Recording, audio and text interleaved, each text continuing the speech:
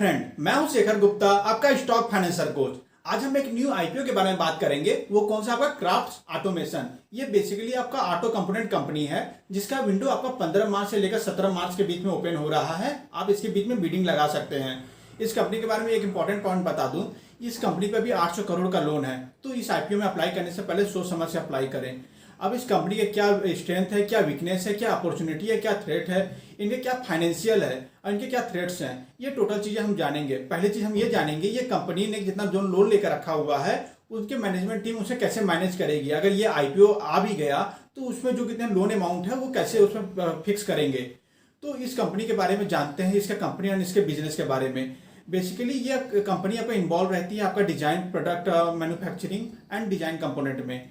अब इसका 3 सेगमेंट में डिजाइन डिवाइडेड है। उस 3 सेगमेंट को हम समझते हैं। पहला क्या है आपका ऑटोमोटिव। ऑटोमोटिव में ये पाए जाते हैं पावर ट्रेन्स, जिसमें इनका रेवेन्यू 51% यहाँ से आता है। इसमें आपका कहते हैं आप लेते हैं cylinder block and cylinder head रहते हैं, क्राफ्ट्स रहते हैं, अगर कहते हैं गियरिंग बॉक्स देखते हैं, टर्बो चार्जर रहते हैं, ये टोटल इन्वॉल्व है। पावर ट्रेन का यहाँ पे ये मतलब होता है जिस तरीके से कोई गाड़ी है तो उस गाड़ी का जो बॉडी रहता है, बॉडी को इंजन से जो अटैच करते हैं उससे जो मूविंग पार्ट्स रहते हैं, ये मूविंग पार्ट्स टोटल बनाती है। जो आपका इंजन पार्ट रहता है उसे पावर ट्रेन कहते हैं। बेसिकली इनका कहते हैं जो सिलेंडर ब्लॉक है, सिलेंडर हेड है, इसमें ये मार्केट लीडर है। इनका दूसरा जो वर्टिकल्स है वो आपका ऑटोमेटिव एल्युमिनियम, जिसमें इनको 21% रेवेन्यू आता है। इसमें बेसिकली ये इन्वॉल्व रहते हैं आपके कहते हैं जो आपको 2 व्हीलर में आपको ऑटोमेटिक सिलेंडर ब्लॉक रहते हैं वो इसमें बनाए जाते हैं, और ऑटोमेटिक गियर्स और टर्बो चार्जर के लिए इन्वॉल्व रहते हैं टोटल एल्युमिनियम पार्ट्स के। अब हम जानते हैं इनका कहते हैं तीसरा वर्टिकल्स वो क्या है, इंडस्ट्रियल एंड इंजीनियरिंग, जहां पे इनको 27% रेवेन्यू आता है। ये बेसिकली आपका डिवाइडेड है 2 पार्ट में। आपका पहला कौन सा है आपका स्टोरेज फैसिलिटी में है, दूसरा हाई गेन प्रिसीजन प्रोडक्ट में। इंडस्ट्रियल एंड इंजीनियरिंग प्रोडक्ट्स में ये आपको बताते हैं कि आपका जो प्रोडक्ट है वो कितने उसे किस तरीके से स्टोर करना चाहिए। जैसे स्टोरेज प्रोडक्ट है उससे आपको वेयर हाउस या भी स्टोर या कहते हैं टोटल स्टोर करने के लिए ऑटोमेटिक स्टोरेज रखना चाहिए। आपका हाई गेन प्रिसीजन प्रोडक्ट है इसके अंदर, उसमें आपको जो पावर ट्रांसमिशन के लिए जो लाइन चाहिए या गियर बॉक्स चाहिए ये टोटल वहाँ पे इन्वॉल्व रहते हैं। और इनका कहते हैं टोटल 12 मैन्युफैक्चरिंग यूनिट है 7 सिटी में। बेसिकली ये जितना इंडिया में जितनी भी कितने कार कंपोनेंट है, मतलब जहाँ पे कारें बनती है, जैसे आपका फरीदाबाद हो गया या आपका पुणे हो गया, ये टोटल मैन्युफैक्चरिंग हब है मैन्युफैक्चरिंग का। तो ये अपना मैन्युफैक्चरिंग यूनिट वहाँ पे लगा के रखे हुए हैं, मतलब कि टोटल 12 मैन्युफैक्चरिंग यूनिट वहाँ पे हैं जहाँ मैन्युफैक्चरिंग हब है। तो इनका ये एडवांटेज मिलता है। और इनका कहते हैं रेवेन्यू के बारे में जान लें तो इनका 65% रेवेन्यू डोमेस्टिक मार्केट से आता है, और आपका कहते हैं जितना बचा हुआ आपका 15% या 25% वो आपका टोटल आता है global OEM, original equipment manufacturing से। अब इनके कस्टमर के बारे में जान लें। अगर इनका ऑटोमेटिक पावर ट्रेन के बारे में जान लें तो इनका Mahindra and Mahindra, Tata motor, Tata Cummins, Ashok Leyland इनके कस्टमर हैं। अगर ऑटोमेटिव एल्युमिनियम के बारे में जान लें तो इनका रॉयल एनफील्ड, TVS मोटर इनका कस्टमर है। अगर इनका कहते हैं इंडस्ट्रियल इंजीनियरिंग प्रोडक्ट जान लें तो इनके कहते हैं मित्सुबिशी या कहते हैं सीमेंस इनके कस्टमर हैं। अब इस कंपनी का वर्टिकल्स जान लें। उस कंपनी में जैसे इनका ओवरसीज प्रोडक्ट जो रहते हैं ये आपका कहते हैं आपका क्राफ्ट्स मैरीन BV के नाम से ये मैरीन प्रोडक्ट इक्विपमेंट बनाती है और उनके इंजन बनाती है। 2008 में इन्होंने एक नीदरलैंड में इन मैरीन इंजन बनाया था। अब इनका दूसरा क्या है, JV क्राल श्राफ्ट प्राइवेट लिमिटेड। इसमें ये कहते हैं हैंडलिंग मैन्युफैक्चरिंग कंपोनेंट बनाते हैं आपके इंजन या क्राफ्ट्स के। इनके प्रमोटर एंड शेयर होल्डर के बारे में देख लेते हैं। ये कंपनी इनकॉर्पोरेट हुई थी आपका 18 जुलाई 1986 में तमिलनाडु, चेन्नई में। अगर हम जानते हैं इस कंपनी के जो प्रमोटर हैं वो कौन कौन है। इनके पहले प्रमोटर है श्रीनिवासन रवि, इनके पास कहते हैं 52.86% शेयर है, और दूसरे हैं अपना यश मुरली जिनके पास 10.57% शेयर है। बेसिकली इनके पास टोटल 63.59% शेयर है, और जो इन्वेस्टर है उनके पास 36.60% शेयर है। अब इस आईपीओ के आने के बाद ये प्री इशू और पोस्ट इशू में टोटल शेयर कितने हो पाएंगे, कितने प्रमोटर शेयर होल्डर के पास और पब्लिक के पास, ये हम देखते हैं। बेसिकली कहते हैं आईपीओ आने के बाद प्रमोटर के पास 63.40% शेयर है, और जो पब्लिक के पास है 36.60 जो इन्वेस्टर के पास है। आफ्टर आईपीओ, पोस्ट आईपीओ, उसमें आपका प्रमोटर के पास हो जाएंगे 59.76% शेयर हो जाएंगे, और पब्लिक के पास 40.24% शेयर हो जाएंगे। अब इस कंपनी का फाइनेंशियल समझते हैं। इस कंपनी की क्या वैल्यूएशन होगी, टोटल हर चीज हम इसमें समझेंगे। अगर इनका फाइनेंशियल देखें तो फाइनेंशियल में अगर इनका प्रॉफिट ग्रोथ देखेंगे, टोटल रेवेन्यू देखेंगे, इनका डेब्ट देखेंगे, इनका प्रॉफिट मार्जिन देखेंगे, और इन्होंने कितना कितने इक्विटी शेयर में होल्ड करके रखा हुआ टोटल हम इसमें एनालाइज करेंगे। अगर इनका कितना फाइनेंशियल हम देखें तो इनके फाइनेंशियल में टोटल रेवेन्यू इनका कितना 1500 करोड़ की थी 2018 में 2019 फाइनेंशियल ईयर में देखें तो वो बढ़ के आपके हो गई 1800 करोड़, मतलब कि 20% का ग्रोथ हुआ।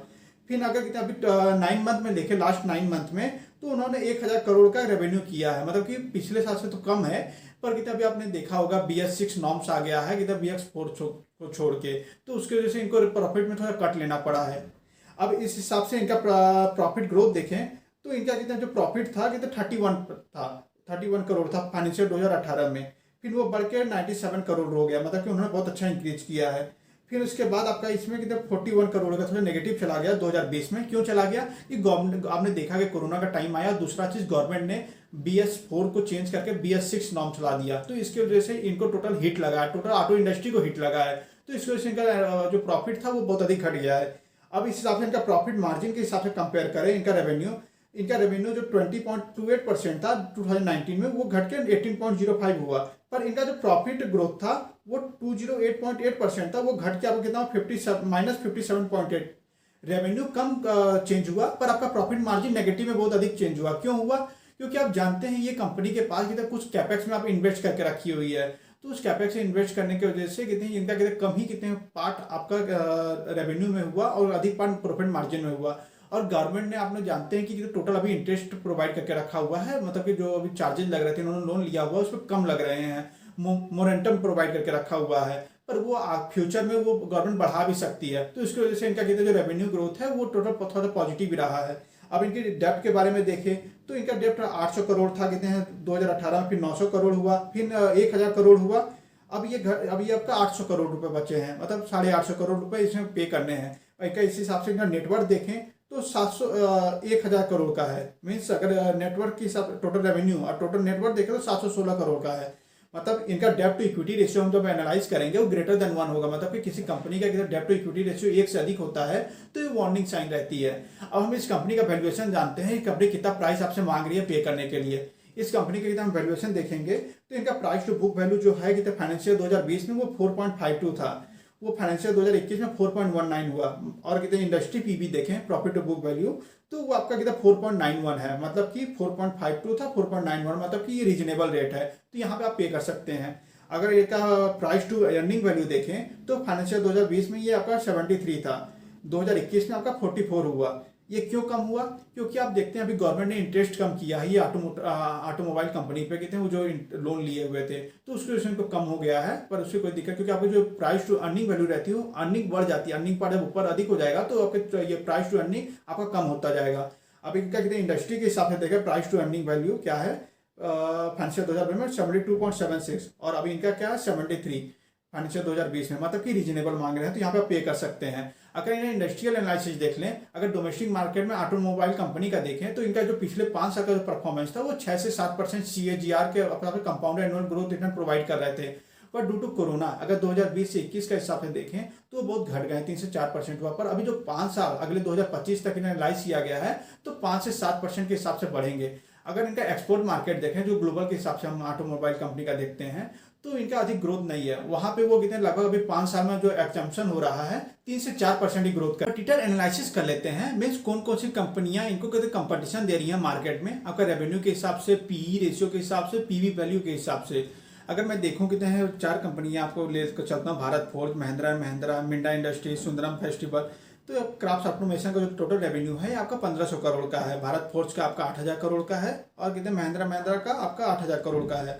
उस हिसाब से इनका रिटर्न ऑन नेटवर्क देखें तो इसका ऑटोमेशन क्राफ्ट ऑटोमेशन का 6.2% का है, भारत फोर्ज का 6.7% का है, और इस हिसाब से महिंद्रा का 7.6%, मतलब रीजनेबल है, कोई दिक्कत नहीं है। अगर इनका पीबी वैल्यू देखें क्राफ्ट ऑटोमेशन का वो 4.52 का है, और उस हिसाब से इनका टोटल जो और भी कंपनियां हैं उनका एवरेज देख ले पीवी वैल्यू तो 4.31 है, तो मतलब रीजनेबल है। अगर इनका पीई रेशियो देखें तो कितने क्राफ्ट ऑटोमेशन का 73 चल रहा है, और भी जो चारों कंपनियां हैं उनका कितने एवरेज निकाले पी रेशियो का तो आपका 72.76 चल रहा है, मतलब कि ये 73 72 मतलब रीजनेबल है, इसमें आप ले सकते हैं। अब इसका शॉर्ट एनालिसिस कर लेते हैं। शॉर्ट एनालिसिस मतलब क्या? Strength, weakness, opportunity and threat. Basically इनका डाइवर्सिफाइड प्रोडक्ट पोर्टफोलियो है, जैसे मैंने आपको बताया कि 3 सेगमेंट में काम करते हैं, आपका power train, aluminium and industrial engineering product, और इनका in house design production facility भी है, और ये तो लॉन्ग टर्म अपने कस्टमर से बना लेते हैं कि आपको डोमेस्टिक और इंटरनेशनल मार्केट में वो OEM अपना करता है, ओरिजिनल इक्विपमेंट मैन्युफैक्चरिंग, मतलब लॉन्ग टर्म रिलेशन रख लेकर चलते हैं। अब इस कंपनी का जो मैन्युफैक्चरिंग यूनिट है वो कितने मैन्युफैक्चरिंग हब के पास है, मतलब जहाँ पे कितना फरीदाबाद, पुणे, जो मैंने आपको बताया उस हिसाब से मैनेज करके चल रहे हैं। अब इनका जो कितने हैं मैनेजमेंट है वो बहुत एक्सपीरियंस है, लगभग 34 साल से यही काम कर रहे हैं। अगर इनका वीकनेस देखें तो इनका डेब्ट टू इक्विटी रेशियो 1 से अधिक है, मीन्स जो वार्निंग साइन है इनके लिए। और बेसिकली अभी इस कंपनी के कोरोना की वजह से इनको बहुत लॉसेज हुए हैं, तो उस चीज़ को इनको अभी मैनेज करना पड़ेगा।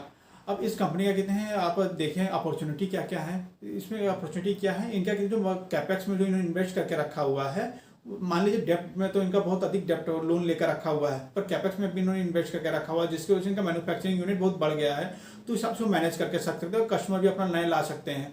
और दूसरा क्या है, आपका कितनी जो एल्युमिनियम में कितने ऑटोमेटिक प्रोडक्ट लाते हैं जो कि आपका कार्बन एमिशन में बहुत मदद करता है कम करने में, तो इसमें कितनी अपना फ्यूचर में बहुत अच्छा ग्रोथ लेकर चल सकते हैं। अब इसका थ्रेट्स क्या है मार्केट में, बेसिकली आप जानते हैं कि अभी कोरोना की वजह से, कोविड-19 की वजह से इनको टोटल दिक्कत हो रही है मार्केट में राइज करने में। और इनके कितने बेसिकली अभी जो इलेक्ट्रिक व्हीकल्स आ रहे हैं, इलेक्ट्रिक व्हीकल्स की वजह से कितने ये अभी ये आपका पेट्रोल और डीजल के लिए ऑटोमोटिव पार्ट बनाते थे, पर जो चेंज करना पड़ेगा इनको, कितने अपना टोटली चेंज करनी पड़ेगी अपनी स्ट्रैटेजी, इलेक्ट्रिक व्हीकल्स के लिए ऑटोमोटिव पार्ट बनाने पड़ेंगे। और अभी पेट्रोल प्राइस भी इंक्रीज कर रहे हैं, उसकी वजह से इनको और दिक्कत हो रही है जो आप प्रोडक्ट बना रहे हैं। और इनका कितने जो कंपटीशन मिल रहा है आपका बाहर से या कितने डोमेस्टिक या इंटरनेशनल, दोनों बहुत अधिक है, इसलिए इनको 3 से 4% ही मार्जिन मिल रहा है मार्केट से। और इनका जब BS4 से BS6 नॉर्म अभी चेंज हुआ है, उसकी वजह से इनको बहुत हिट लगा है, तो मतलब इनका साइक्लिंग बिजनेस एक तरह से हो गया है। अब इस IPO के डिटेल के बारे में जानते हैं। ये अपना जो ला रहे हैं वो आपको टोटल कितने हैं, एक बुक बिल्ड इशू ला रहे हैं, जिसमें इनको तो उनका प्राइसिंग होगा 1488 से लेकर 1490 के बीच में, इसके बीच में आप बिडिंग लगा सकते हैं। अब इनका कितने जो इशू साइज है वो 824 करोड़ का है, उसमें जो जो फ्रेश इशू ला रहे हैं वो केवल 150 करोड़ का, मतलब 150 करोड़ कंपनी के पास रह जाएगा। एंड ऑफर फॉर सेल वो कितना है आपका 874 करोड़, 674 करोड़ वो इन्वेस्टर लेके निकल जाएंगे मार्केट से। अब इनका कहते हैं आफ्टर पोस्ट IPO इनका जो मार्केट कैपिटलाइजेशन हो जाएगा क्राफ्ट्स ऑटोमेशन का, वो हो जाएगा 3184 करोड़ का। तो इस मार्केट में इसे बन के रहना है। अब इनके लॉट में कितने शेयर आते हैं, एक लॉट में इनके 10 शेयर आते हैं, उस हिसाब से अगर आपको एक लॉट बाई करना है तो मिनिमम इन्वेस्टमेंट आपको 14,900 रुपये का करना पड़ेगा। ऐसे रिटेल इन्वेस्टर आप 13 लॉट बाई कर सकते हैं, उसके लिए मैक्सिमम इन्वेस्टमेंट आपका रहना चाहिए 1,93,700 रुपये का। अब इस IPO का ऑब्जेक्टिव जाने ये क्यों ला रहे हैं, ये अपना जो लोन है इन्होंने डेप्ट लेकर रखा हुआ है उसे रीपेमेंट के लिए, अपने कॉर्पोरेट इशू को मीट करने के लिए। अब इस IPO के कितने हैं डेट कब से ओपन है, विंडोज आपका ओपन है 15 मार्च से 17 मार्च के बीच में, यहाँ पे आप बिडिंग अपना अप्लाई कर सकते हैं। जो आप कहते हैं आपको शेयर कब अलॉट होगा 22 मार्च को आपको पता चल जाएगा आपको अकाउंट में वो शेयर आपको अलॉट हुआ कि नहीं। 23 मार्च को अगर आपको शेयर अलॉट नहीं हुआ तो आपका ये फंड जो है वो रिफंड आ जाएगा। और तो आपको 24 मार्च को कितने हैं आपको जो आपको अलॉट हो गया होगा तो आपको टोटल शेयर क्रेडिट हो जाएंगे आपके अकाउंट में। और 25 मार्च को ये आपका शेयर मार्केट में लिस्ट हो जाएगा NSE और BSE में। चलिए मिलते हैं नेक्स्ट वीडियो के लिए, तब के लिए इतना ही, धन्यवाद।